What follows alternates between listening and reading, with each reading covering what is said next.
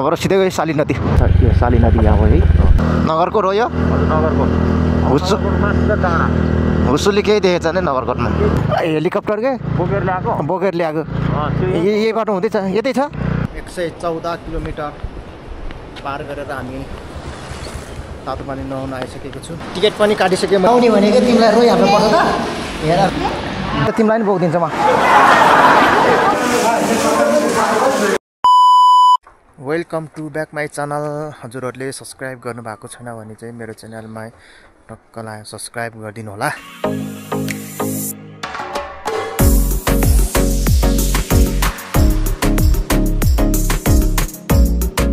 आज मैले जे देखेँ एकदम अमेजिङ लाग्यो। आज कार्तिक महिनाको शनिबार। आज मात्रै गाडी 50वटा रिजर्भ गरिएको देखेँ तातो पानीमा। वाउ, मान्छेहरूको भिड। नआउनेको लरको आउनेको त्यस्तै जानेको त्यस्तै।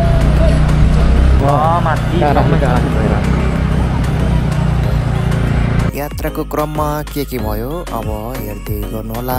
फ्ल्यासब्याकतर्फ मेरो यात्रा। दोलल घाटको यो ताजा ताजा फलफुलमा अहिले हामी दोलल घाटको यो फलफुलहरू किन्दैछन्। हामी चाहिँ यात्रामा तातो पानीको यात्रा दोलल घाटको यो सुन्तला च्याउ केरा नेतरखरमा। त्यसपछि चाहिँ हाम्रो यात्रा जारी छ। ल गुड मर्निङको भ्यू एकदम राम्रो छ। मौसम एकदम राम्रो छ, क्लियर छ गाइज। यहाँ चाहिँ बाटो ठुलो बनाउन लाग्ने बाटो खन्दैछ। यहाँ चाहिँ दोजरले। त्यही हो नेपालमा सबै ठाउँमा बाटोहरू चाहिँ अलिकति अप्ठ्यारो छ। हाम्रो चाहिँ यहाँबाट बाइकमा सवारी गर्दैछ। दोजरले बाटो मिलाउँदैछ। उताबाट गाडी आउँदैछ।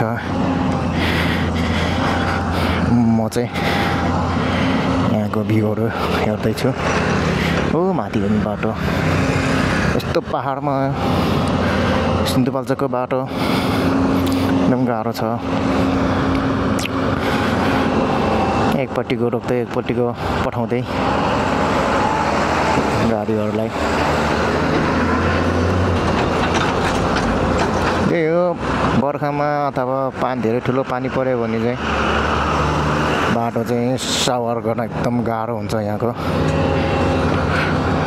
धुलो फेरि त्यत्तिकै यहाँबाट तलतिर देखिन्छ भोटेकोसी।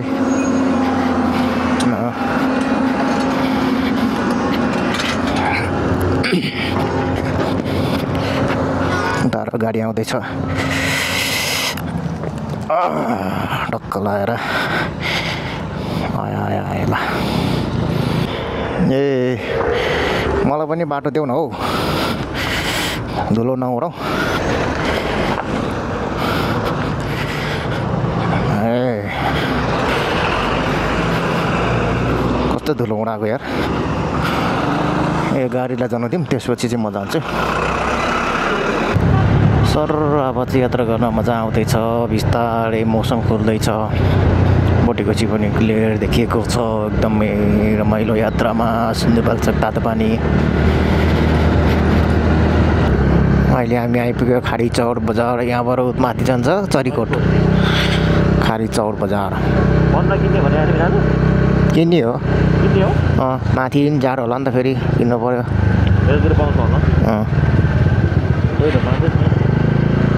कपडा पसलमा खाडी चौर बजारमा यति सुन्दर यहाँका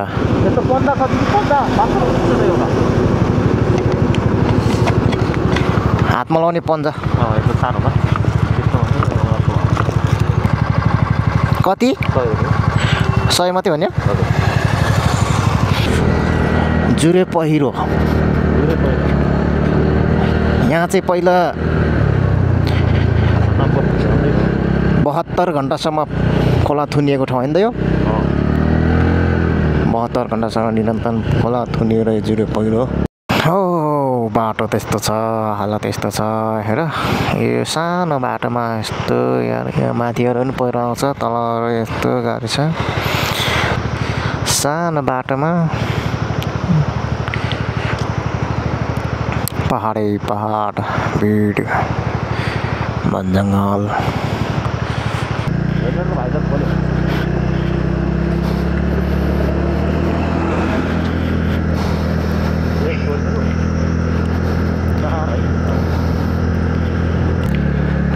आएको हुन्छ अनि बाटोमा ड्याङ्क फर्किन्छ होइन।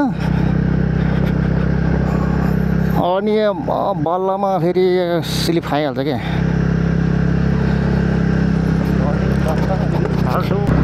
मध्य भोटेकोसी हाइट पहाड तातोपानी बल्चर बोर्डर। यहाँ चाहिँ सामानहरू चाइनाबाट आएको जति पनि सामानहरू यहाँ चाहिँ भन्सारमा चेक चार्ज हुँदै यहाँबाट नेपाल पुग्ने हो। अस्ति चाइनाबाट एउटा प्लेन चाहिँ एउटा प्लेन हेलिकप्टर के बोकेर ल्याएको यही बाटो हुँदैछ। यतै छ त्यो लग्यो होला लगिसक्यो यतै छ यही भन्सारमै आएको हो। त्यो चाहिँ उडाएर लानुपर्ने चिज गुडाएर ल्यायो भनेर टोल बनाइरहेको छ क्या। बोकेर ल्यायो नि बोकेर ल्यायो हो त नि। त्यो चाहिँ अब उनीहरूले उडान अनुमति नदिएको भएर चाहिँ त्यो भएर चाहिँ गुडाएर ल्याउनु परेको भनेर भन्नु। पाँच बोकेर ल्यायो नि त माथि फिटिङ गरेर त्यो उडान ल्याएर उडेर जान्थ्यो होइन जान्थ्यो। पाँच बोकेर ल्यायो क्या बोकेर ल्याएर होइन 4 करोडमा किनेको हेलिकप्टर चाहिँ अस्ति भर्खर ल अब तातोपानी आइपुग्न लागेछ। तातोपानी आइपुग्नलाई 10 मिनट 10 मिनट हो। Container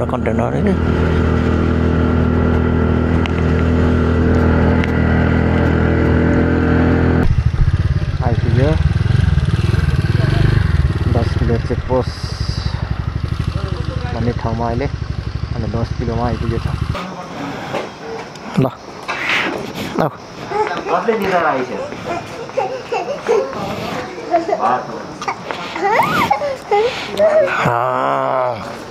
Josu, how are you? तिमीको छिटा छ त नि तिमीको छिटा छ त नि। ए सरी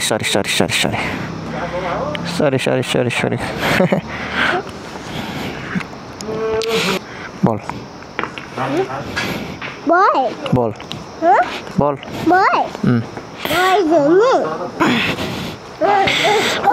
यहाँ चाहिँ खाजा खाने हो। हो गाइस अब चाहिँ 10 किलोबाट तातोपानी जाँदैछौँ। 10 किलोबाट तातोपानी जानलाई 10 मिनट जति लाग्छ होला। गाडी कसरी जान्छ होला है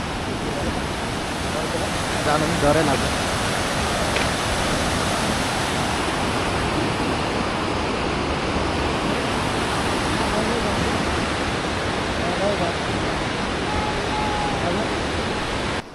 तातोपानी बजार यहाँलाई स्वागत गर्दछ अरे हो त हो। यो चाहिँ तातोपानीको भिड यस्तो माथि भिड छ अनि तल मान्छे बसिरहेको। तातोपानीको बजार आइपुग्नु लाग्यो 5 मिनट बाँकी छ। यो चाहिँ भोटेकोसी गाउँपालिका तातोपानी काठमाडौँदेखि तातोपानीसम्म 114 किलोमिटर पार गरेर हामी तातोपानी नुहाउन आइसकेको छु। अहिले मसँग छ छोरी। तातोपानीमा नुहाउँदाखेरि विभिन्न किसिमका छालाका रोगहरू चाहिँ जान्छ भन्ने सिद्धान्त छ। त्यही हिसाबले चाहिँ हामी नुहाउनको लागि तातोपानी धारा आइपुग्यो। यही हो टिकट काट्ने होला त्यसपछि भित्र जाने होला।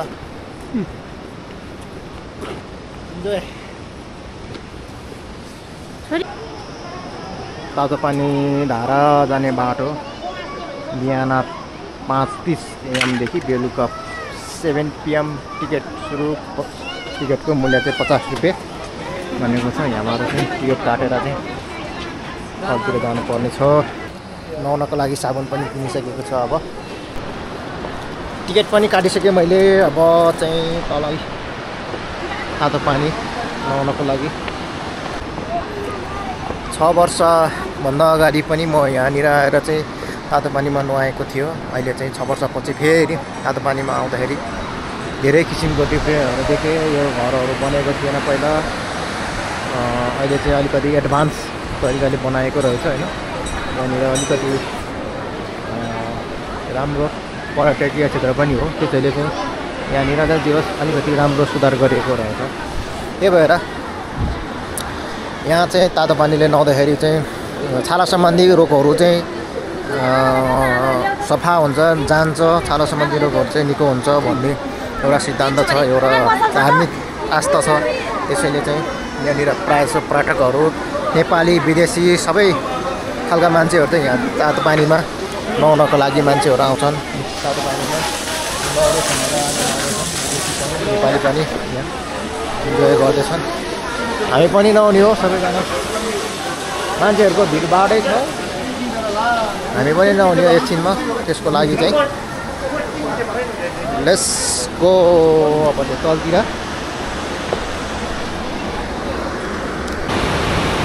खोलाको सुसेलीसँगै अब हामी चाहिँ कब्र फेर्नको लागि अस्तिर जाँदैछौँ। पुरै प्याक छ है के हो, एउटा रुम पनि खाली छैन त छ है।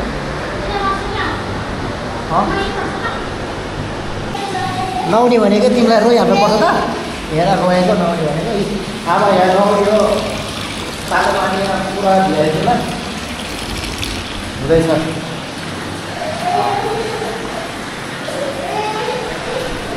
भिआइपी रुममा अब तातो पानीमा नुहाउने।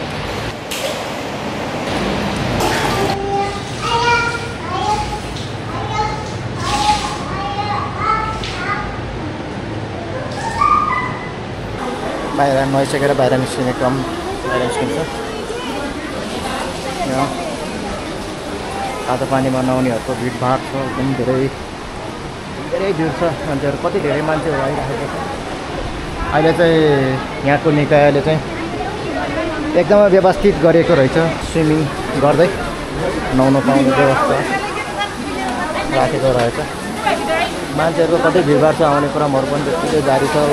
यहाँ चाहिँ खुल्ला ठाउँमा चाहिँ पैसा लाग्दैन रहेछ, खुल्ला ठाउँमा नुहाउनलाई चाहिँ। हामी चाहिँ भिआइपीमा पैसा तिरेर नुहाउन गएको हो।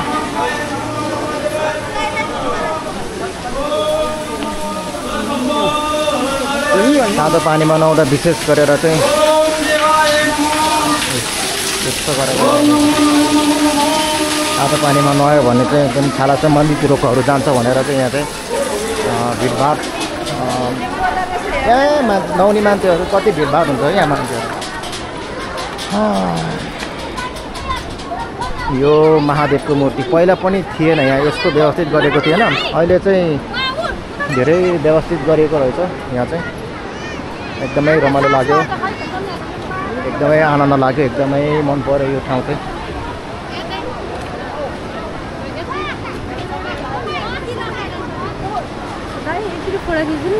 हजुर, मेरो त मान्छे हरायो, कता गयो क्या, फोन गर्दैछ। एकैछिन म आउँछु। यहाँको भ्यूहरू एकदमै राम्रो छ, यहाँ मान्छेहरूले फोटो खिच्दैछ, भाइले फोटो खिच्ने तयारीमा छ। ल आऊ यता आऊ।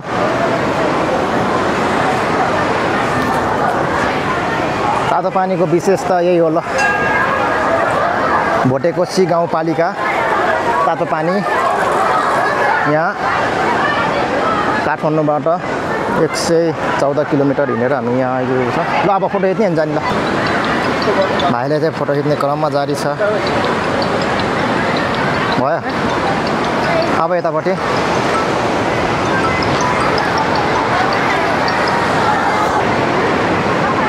दामी भाइको नि म खिचिदिन्छु। म थुप्रै खिच्दैछ, तपाईँहरूले मिलाएर के गर्ने। ल थ्याङ्क यू। ल थ्याङ्क यू। कहाँबाट आउनुभयो? ल जाने अब चित्त बुझ्यो। अब बेलुकाखेरि राम्रो देखिन्छ कि। ल भयो अब खाना खाने अनि गइहाल्ने ल ल ल ल जान्छ नि हस् थ्याङ्क यू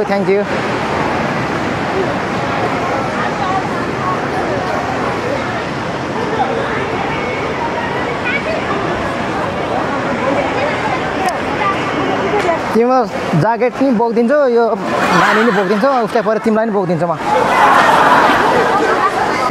ल आऊ बुझाऊ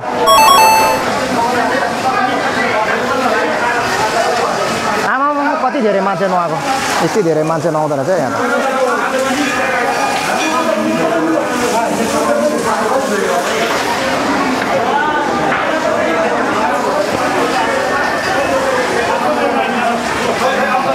तातो पानीमा नुहाएर पनि अब सकियो ल यहाँको मन्दिर यो मन्दिरको नाम के हो मन्दिरको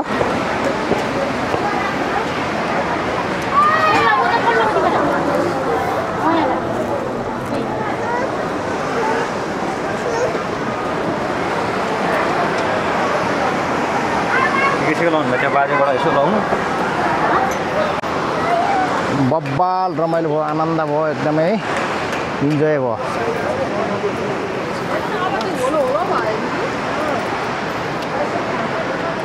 नेपाली विदेशी पर्यटक यहाँको स्थानीय बासिन्दा कति भिडभाड हुने रहेछ है यहाँ त अहिले त पहिलाको भन्दा एकदम व्यवस्थित गरिएको छ ऊ माथि पहाड अब चाहिँ 1.5 घन्टा 1 घन्टा नुहाएर सकियो होला अब चाहिँ यो यहाँबाट माथितिर गयो भने चाहिँ कोदारीमा ट्राउट माछा चाहिँ लिन जानु मन लागेको छ त्यहाँ चाहिँ जानु पर्यो यहाँबाट माथितिर गयो भने चाहिँ कोदारी यहाँबाट तलतिर गयो भने तातो पानी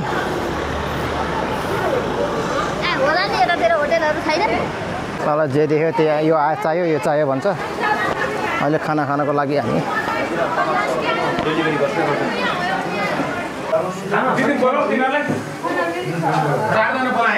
खाना छ है खानामा के छ बाबु 4 जना बोलाए है मटन चिकनहरु